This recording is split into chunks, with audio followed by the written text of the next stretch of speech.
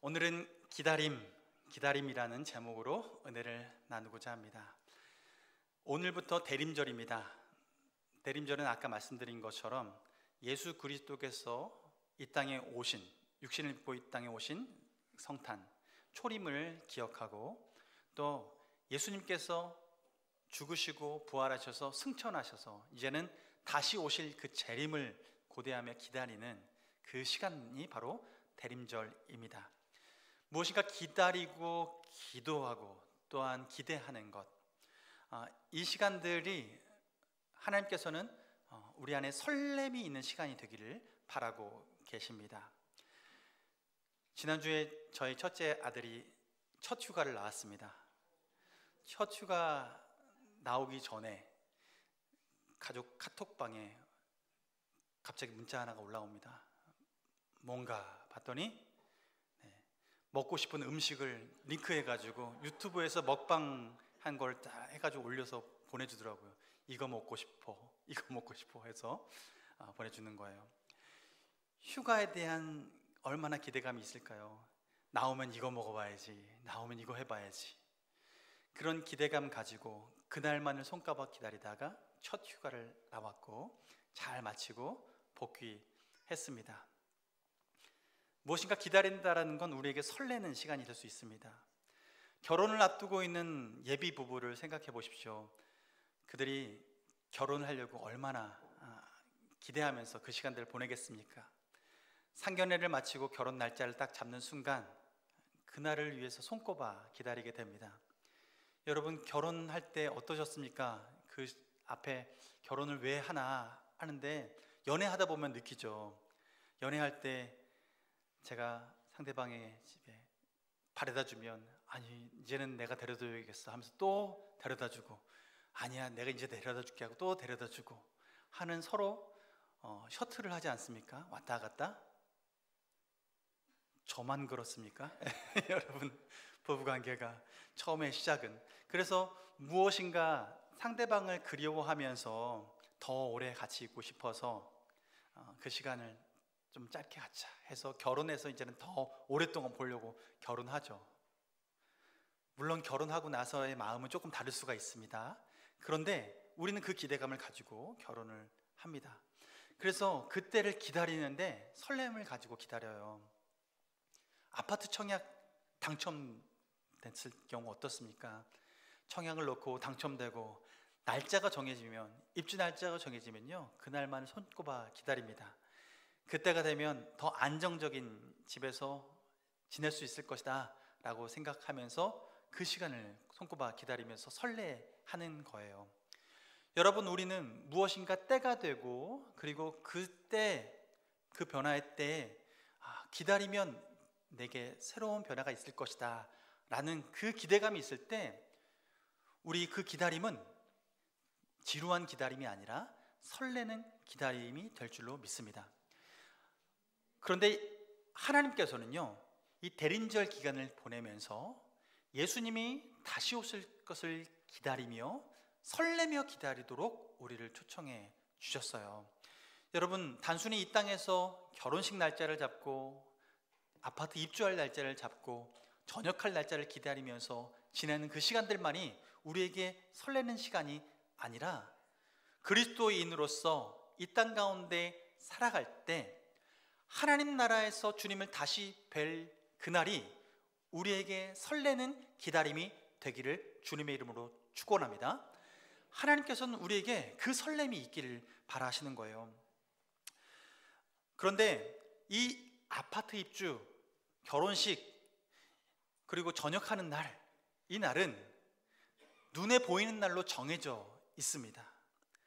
그런데 우리가 주님을 다시 만나는 그 재림의 때는 우리가 알 수 없어요. 안타깝지만 그래요. 마태복음 24장 36절 말씀을 함께 보겠습니다. 함께 읽어봅니다. 시작. 그러나 그날과 그때는 아무도 모르나니 하늘의 천사들도 아들도 모르고 오직 아버지만 아시느니라. 아멘. 그날엔 모른대요. 누구만 알아요? 하나님 아버지만 아시는 거예요. 예수님이 다시 오실 그날은 하나님의 주권 가운데 있다라는 거예요. 그럼 정말 안타깝죠. 힘들 것 같아요. 왜냐하면 결혼식 하기로 결정을 했는데 날짜가 언제인지 모른다 라고 하면 서로 연애하다가도 그 기간이 길어지면 어떻게 할까요? 이 사람과 계속 살 수 있을까? 고민스러워요. 그러니 결혼이 파혼이 될 수도 있고, 입주날짜 청약은 받았지만 입주일이 점점 미뤄지면서 아파트 준공이 나지 않고 시간이 계속 늘어진다면 우리는 청약을 파기할 수밖에 없는 그런 마음의 조급함도 있습니다. 그런데 하나님 나라, 주님께서 다시 임하셔서 우리를 그 나라에 함께 동참해 살아갈 수 있도록 부르시는 그때는 우리가 알 수 있을까요? 없을까요? 없다라고 말씀하세요. 온전히 하나님의 주권만 그곳에 있고 하나님 뜻 안에서만 이루어진다라는 거죠. 그래서 여러분, 이 땅에서 주님이 언제 오신다 라고 날짜 정해서 얘기하는 분들 있잖아요. 12월 31일 날 옵니다 라고 말하는 분들, 여러분 그분들 따라가지 마시기 바랍니다. 세상은 그렇게 얘기해서 주님 다시 오셨네, 말았네 얘기하지만, 만약에 그날을 정해서 그렇게 얘기하는 분이 있다면 우리 주님은요, 그날만 뺏어 오실 거예요. 쏙 빼고, 그날 빼고. 왜냐하면 그 날의 주권은 하나님만이 가지고 계시니까요. 그런데 여기서의 문제는 그날이 언제일지 모르니 우리의 마음은 느슨해질 수가 있어요. 신앙생활 하면서 그 시간을 알 수 없으니 언제 막연한 때에 그때 임하겠지라는 생각에 지금은 알지 몰라, 나는 내 마음대로 살아야지 라고 생각하며 살아갈 수가 있다라는 거죠. 그런데 그런 상황에서 그럼에도 불구하고 하나님께서 지금의 이 시간을 보내면서 주님의 재림을 기다리는 우리에게 어떤 태도를 가지고 기다리라 말씀하시는가 하면, 오늘 본문 말씀 보면 누가복음 12장 40절 말씀에 이렇게 말씀합니다. 함께 읽습니다. 시작. 그러므로 너희도 준비하고 있으라. 생각하지 않은 때에 인자가 오리라 하시니라. 아멘. 생각하지 않은 때에 인자가 온다고 말씀하시는데요, 그러니까 뭐 하라고 말씀하세요? 준비하고 있으라. 준비하고 있으라 라고 얘기해요. 주님이 오실 그날을 깨어 준비하고 있으라 라는 거죠. 옛날에 군 생활 하셨던 분들은 이런 얘기를 하십니다. 하루에 선임이 때리지 않으면, 내가 맞지 않으면 하루가 마감이 되지 않아서 맞아야 그날 하루가 편안하다, 그런 분이 계세요. 옛날엔 그랬다라는 거예요. 그러면 생각해 보세요. 매일 그렇게 맞는다라고 생각하는데 어느 날 맞지 않고 하루를, 아침 지나고 점심 지나고 저녁이 가까우는데 어떤 마음이 들까요? 불안하죠. 언제 맞을까 하면서 고개를 이렇게 돌리면서 어디서 뒤통수에 손바닥이 날라올지 모르니까 긴장하고 있을 거예요. 주님이 다시 오신다고 할 때 준비하라라고 하는 것은 주님이 언제 오실지 모르니 때를 따라 기다리라고 하는 것은 우리가 늘 주님 앞에 긴장하며 살아가는 거예요. 하나님이 언제 임할까? 내 마음을 긴장하면서 그 긴장을 놓지 않고 주님을 의식하며 살아가라고 하는 거죠. 그러나 주님께서는요, 이 땅에 오실 때 우리에게 뒤통수 치려고 오시는 분이 아니라, 주님께서는 우리가 주님 오실 것을 기대하면서 설레는 마음으로 기다릴 수 있도록 다른 걸 준비해 놓고 계셔요. 주님이 무엇을 준비해 놓고 다시 오시기를 기다리게 하실까? 오늘은 그 이야기를 좀 나눠보고 싶습니다. 여러분, 주님께서 준비하게 하실 때에 오늘 말씀 보면요, 누가복음 12장 37절 말씀에 주님이 다시 오실 그날 뒤통수가 아니라 다른 걸 준비해 놓고 기다리고 계신다 말씀하세요. 우리 함께 한 목소리로 읽어볼까요? 시작. 주인이 와서 깨어있는 것을 보면 그 종들은 복이 있으리로다. 내가 진실로 너에게 이르노니 주인이 띠를 띠고 그 종들을 자리에 앉히고 나와 수종들리라. 아멘. 오늘 본문의 비유는 주인이 혼인잔치에 갔다가 돌아왔을 때에 그 돌아왔을 때 주인이 돌아오기를 간절히 기다리고 있는 거예요. 주인이 오기를 언제 올까? 초저녁에 올까? 늦은 새벽에 올까? 오지 않을 때 잠자지 않고 올 때까지 기다리고 있는 거예요. 그런데 주인이 딱 도착해서 문을 똑똑똑 두드렸을 때 그 문을 활짝 열고 맞이하는 종, 그 종을 대면하는 주인이 어떻게 반응하기로 결정했냐면 후반절 말씀 보세요. 30절 후반절에 내가 진실로 너에게 이르노니 주인이 어떻게 한다고요? 띠를 띠고 그 종들을 자리에 앉히고 나와 수종들리라. 이렇게 얘기해요.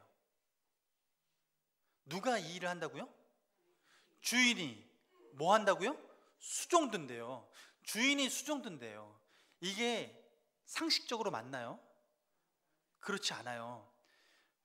종이 주인을 섬기는 게 자연스러운 거죠. 그래서 예수님께서 이 땅에서 사역을, 공생의 사역을 시작할 때 세례 받으신 이후에 광야에서 40일 동안 금식하시고 사탄에게 시험을 당하사 그 시험 후에 말씀으로 이기고 난 후에 성경 무엇이라 기록하냐면 천사들이 와서 예수님을 수종들더라 라고 말씀하고 있어요. 그러니 예수님께서 그 가운데 수종 받잖아요.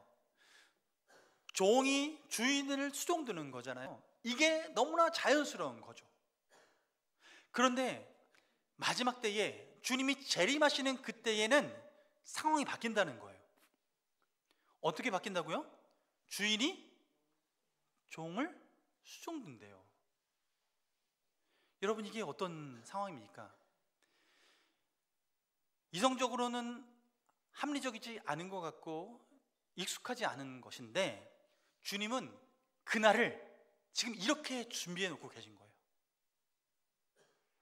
이 땅에서 우리가 주님의 종으로서 열심히 살아갈 때, 주님께서 맡겨주신 사명 잘 감당하며 살아갈 때 주님께서는 우리를 보시고 우리를 종으로 부려먹기 위해서 이 땅에 그렇게 내려놓은 것이 아니라 이 땅에 태어나게 하고 이 땅에 살아가면서 주님이 우리를 부려먹기 위해서 그렇게 우리를 주인 삼는 것이 아니라 하나님께서는 궁극적으로 하나님 나라에서는 하나님과 함께 살되 주님께서는 우리의 수고를 아시고 우리의 수고를 위로해 줄 준비를 하고 계시다라는 거예요. 여러분, 예수님께서 십자가에 못 박히시기 전날 밤에 제자들과 무엇을 하는지 기억나십니까? 마지막 만찬을 먹었습니다.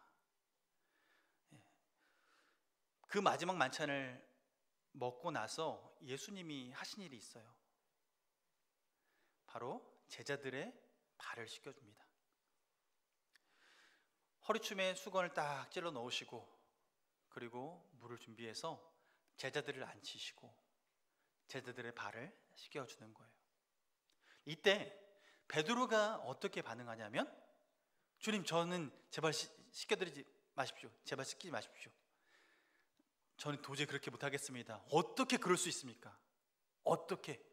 그런데 이런 베드로를 보고 예수님께서 반응하세요. 뭐라고 반응하세요? 요한복음 13장 8절 말씀을 보면 베드로가 이르되 내 발을 절대로 씻지 못하시리이다. 예수께서 대답하시되 내가 너를 씻어주지 아니하면 네가 나와 상관이 없느니라. 그 상황엔 베드로도 이해가 안 됐어요. 이게 지극히 당연한 거예요. 자연스러운 거예요. 그런데 예수님은 그걸 거슬러서 발을 씻겨주고 있는 거예요. 그런데 이 발을 씻겨주실 때 내가 네 발을 씻겨주지 않으면 너랑 나랑 상관없어 라고 얘기해요. 근데 이 말씀을 오늘의 본문과 접목시켜서 보면요, 주님이 다시 오실 그날 우리가 주님 앞에 충성스럽게 살아가다가 주님을 맞이할 때 깨어 근신하여 주님이 오시는 것을 기대하면서 주님을 맞이할 그때에 주님이 우리의 수종을 들어주신다는 거예요. 만약 그때에 주님이 수종드는 그 대상으로 우리가 있지 않으면 우리는 주님과 상관없는 사람이에요. 주님의 나라에서 함께 영원히 살 사람들은 주님께서 그 발을 씻겨준 사람들, 그 한 사람 한 사람, 그 깨끗함을 입은 사람, 그 한 사람 한 사람들이 그 하나님 나라에서 사는 주님의 백성이라는 것이죠. 주님은 이것을 우리에게 본을 보여주셨습니다. 단순히 우리에게 섬기는 종이 되어라 라는 것을 넘어서서 마지막 날 그때가 되었을 때 우리가 주님과 어떤 관계가 있는 사람인지를 주님은 규명하고 있는 거예요. 우리 주님은 여러분의 발을 씻길 준비를 하고 계십니다. 우리 주님은 지금도 이 땅에 오시기 전까지 더 많은 사람들이 그렇게 관계 있는 사람이 되길 바라면서 기다리고 계신 거예요. 그렇다면 그 관계 안에 있으려면 우리에게 더 나아가서 주님께서 바라시는 게 뭘까? 그 마지막 날에 우리가 누리는 것은 주님의 환대, 주님이 우리를 환대해 주시는 것을 경험하게 될 것인데, 근데 그 환대만 우리가 바라면서 살아가는 것이 아니라 하나님이 또 다른 한 가지를 준비해 놓고 계시는데요, 마태복음 말씀을 통해서 우리는 살펴볼 수 있습니다. 마태복음 24장 46절로 47절까지 말씀을 보면 다른 비유의 말씀인데 이 비유에서 얘기하고자 하는 또 다른 초점을 한번 살펴보도록 하겠습니다. 우리 함께 읽습니다. 시작. 주인이 올 때 그 종이 이렇게 하는 것을 보면 그 종이 복이 있으리로다. 내가 진실로 너에게 이르노니 주인이 그의 모든 소유를 그에게 맡기리라. 아멘. 주인이 종에게 무엇인가 맡기고 왔습니다. 자기의 모든 소유들을 맡기고 떠나갔어요. 그런데 맡기고 떠나갈 때 어떤 마음을 가지고 맡기고 떠나갔는가 하면 이 맡긴 것을 잘 관리할 수 있기를 바라면서 종에게 맡기고 떠나간 거예요. 근데 그 주인이 다시 돌아올 때 이걸 잘 관리했는가 보고 싶으신 거죠. 그런데 본문을 살펴보면 지금 읽었던 본문 앞에 마태복음 24장 45절 말씀을 보면 준비하고 깨어있으라고 말씀하시면서 45절에 이렇게 얘기해요. 잘 깨어서 준비한 사람을 얘기하는데 충성되고 지혜 있는 종이 되어 주인에게 그 집 사람들을 맡아 때를 따라 양식을 나눠줄 자가 누구냐라고 물어요. 주님께서는 마지막 날 오실 그때에 내가 맡겨준 일들을 잘 감당했는데 그 맡겨준 것 중에서 집 사람들을 맡아서 그들에게 양식을 주고 잘 관리하고 그들을 잘 섬기고 할 그런 종이 누가 있는가라고 얘기하는 거예요. 그 얘기는 여러분, 우리에게 하나님께서 사명을 주셨습니다. 그래서 그 사명을 잘 감당하는 자에게 주시는 복이 있다라고 말씀하시는데 그 복이 무엇이냐면 이렇게 함께 다스린 자에게는 주인의 모든 소유를 그에게 맡긴다. 함께 통치하게 하신다는 거예요. 하나님과 함께 통치할 은혜를 허락해 주시는 거예요. 우리가 주님과 함께 통치할 수 있는 권세를 주신다는 거예요. 그러니 우리가 이 땅에서 살아가면서 주님을 대면할 때까지 이 땅을 살아가면서 그날을 대림하면서 간절히 바라면서 살아갈 때 주님의 환대를 기대하며 설레는 마음으로 살아가고, 또한 우리가 이 땅에서 주님이 맡겨주신 미션을 잘 감당할 때에 주님께서 우리에게 함께 통치할, 주님과 함께 왕노릇할 그 은혜를 허락해 줄 것이니 그것을 기대하고 설레는 마음으로 그날을 바라보라 라고 얘기하는 것이죠. 그래서 여러분, 우리 교회가 선교적 교회라는 기치를 가지고 이제 한 걸음씩 나아가려고 합니다. 이때 선교적이라고 말하는 것은 우리의 정체성을 말합니다. 우리가 하나님께서 보내셨다. 그래서 보냄받은 자로서의 정체성, 그것이 선교라는 것인데, 보냄받았다, 미션. 그래서 임무가 있고 그 임무를 수행하여서 완수하도록 하나님이 우리를 보내셨다라는 거예요. 가장 중요한 것은 하나님을 사랑하고 이웃을 사랑하도록 우리를 보내셨고, 그 뜻을 이루도록 우리에게 각자의 달란트대로 섬기도록 보내신 거죠. 그러면서 하나님은 이 임무를 잘 완수하는지를 보고 계시는 거예요. 여러분, 우리 교회는 사랑방으로 모입니다. 사랑방의 특징은 우리가 교제하는데 단순히 먹고 마시고 교제하는 것으로 끝나지 않고 말씀을 교제하죠. 하나님이 주신 말씀을 다시 한번 묵상하면서 서로가 받은 은혜를 나눕니다. 그 은혜를 나누고 그 은혜를 나눈 후에 각자의 달란트대로 서로 섬기는데요, 어디는 종이 접기를 하고 그림을 그리고 또 여러 가지 모양으로 서로 모이는데요, 근데 이 모임이 서로 사랑하는데 하나님께서 촉매제로 허락해 주셨고, 각자의 달란트를 통해서 이 일들을 하게 하셨고, 주님께서 서로 사랑하는 그 과정, 도구로 이 공동체를 사용하시는 거예요. 그리고 이웃을 사랑하는 도구로 이 통로를 사용하시는 거예요. 주님께서 우리에게 미션을 주셨습니다. 그래서 그 달란트에 맞게끔 그 미션을 수행하고 그 임무를, 목적을 완수해 나갈 때, 여러분, 우리 인생은 하나님 앞에 잘 살았다 칭찬받을 인생이 될 줄로 믿습니다. 하나님은 우리에게 그래서 그 임무를 맡겨주셨어요. 여러분, 사랑방에 함께 하시기 바랍니다. 하나님께서는 그 일들을 맡겨주시고 잘했다 충성된 종아, 우리가 주님 앞에 그렇게 우리 달란트대로 섬겼을 때에 주님께서 보시는 그 관점, 그 눈길을 우리는 생각해야 할 거예요. 그래서 교회는요, 서빙 받는 곳이 아닙니다.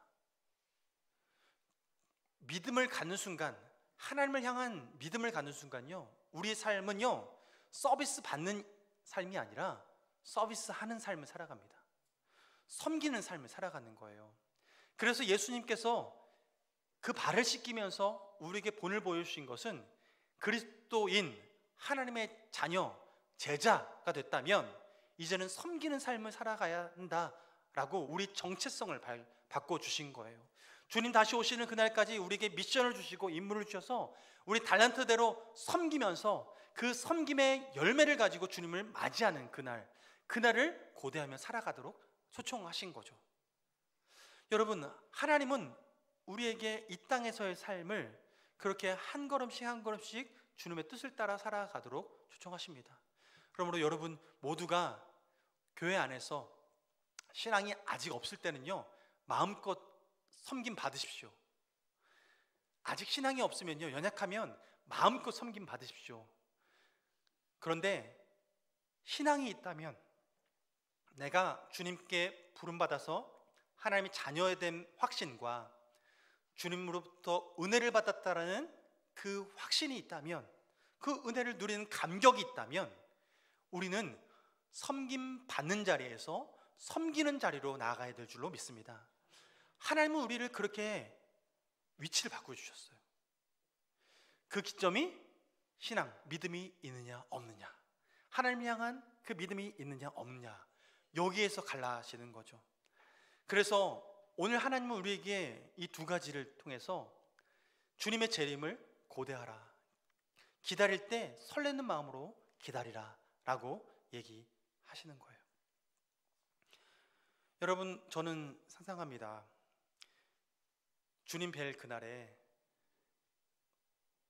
맡겨주신 그 일들, 때로는 힘들어 보이고 사람들이 각자가 보는 관점이 달라서 다르게 반응하고, 열심히 일했지만 그 일한 것이 사람들 눈에 보이지 않고 도리어 어긋나는 것들만 보이고 서로의 생각이 다르고 하는 그런 과정에서도, 그러나 하나님은 그것을 보고 계시고 하나님께서 갚아주신다는 거죠.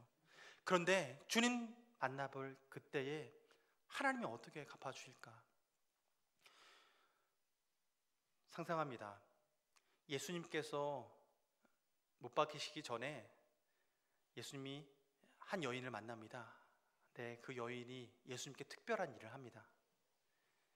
향유 옥합을 가지고 와서요, 예수님 머리에 깨뜨리고 그 향유가 쭉 흘러내리는데요, 그 여인이 예수님의 발을 자신의 머리로 닦습니다. 자신에게 가장 가치 있는 것을 예수님께 내어드리고 예수님의 발을 씻기는 거예요. 자신의 머리카락으로 씻으려면 어떻게 했을까요? 머리를 땅에 조아렸겠죠. 그렇게 씻어내는 거예요. 예수님은 그 여인의 행함을 기억하라고 말씀하십니다. 예수님이 다시 오실 그날, 예수님이 우리를 맞이하실 것입니다. 예수님이 우리를 어떻게 맞이하실까요? 저는 예수님이 그 여인의 행위를 기억하라 말씀하시면서 주님이 다시 오실 그날, 예수님이 우리 발을 씻기실 때 그 향유 옥합과 같은 십자가의 그 보혈로 우리 발을 다시 씻기시고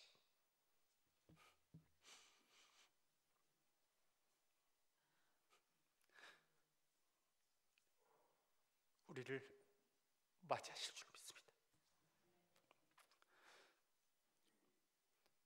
우리는 그렇게 존귀한 자들입니다. 여러분 생각해 보셨습니까? 하나님 앞에 그렇게 대접받을 자입니까? 우리가 그렇게 대접받을 자입니까? 누구에게 그렇게 대접받을 자입니까? 그 어느 누구도 그럴 자격이 없는 우리에게 주님은 그 발을 씻기시고 수고했다,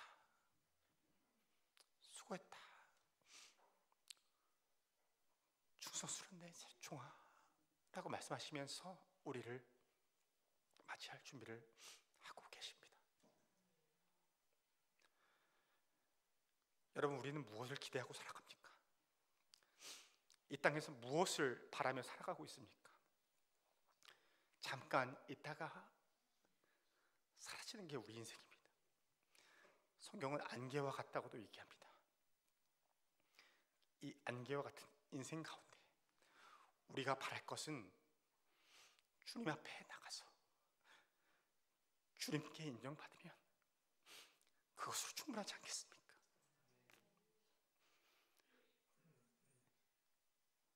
주님이 어찌 우리 발을 지킬 수 있겠습니까? 그런데 주님은 그러기로 작정하셨습니다.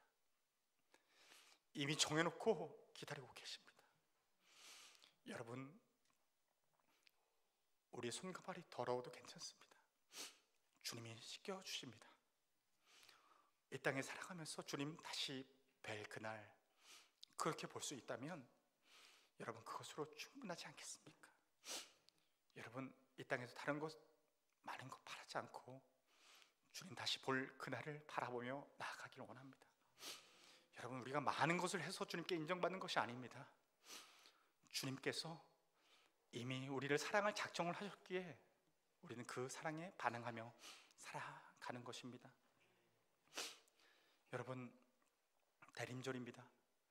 주님 오신 것을 기억하고 다시 오실 것을 기대하며 주님을 바라보며 나아가는 것이 오늘 이 시기를 보내는 우리의 삶이 될 줄 믿습니다.